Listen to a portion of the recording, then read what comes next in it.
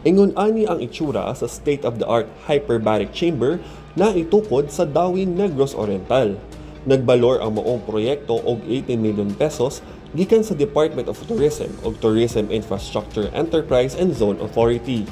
Gibutang sa DOT ang hyperbaric chamber sa Dauin tungod kay duol ni sa Apo Island na nailhan isip usa ka international dive site. It is very important for us to invest in the sustainability of the dive industry and in the safety of our tourists and our divers. Tungod ani, dili na kinahanglan dalon pa sa Cebu ang mga diver na makasinati og decompression sickness samtang naa sa lawod. What we're putting here in Dauin is a bigger unit that can accommodate 6 people at one time. Para sa mga diver, dako kani nga tabang. Now that we have the chamber in Dauin, so probably we can gather more dive incident, probably from mga divers from Bual-Bual, right? Bual-Bual, Sipalay.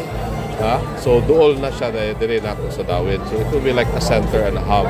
Gibanabana na mahuman ang pagtukod sa hyperbaric chamber sulod sa 3 ka bulan. Gikan sa Dauin, Negros Oriental, kini si Roy Lamotan sa PIA alang sa MBCV.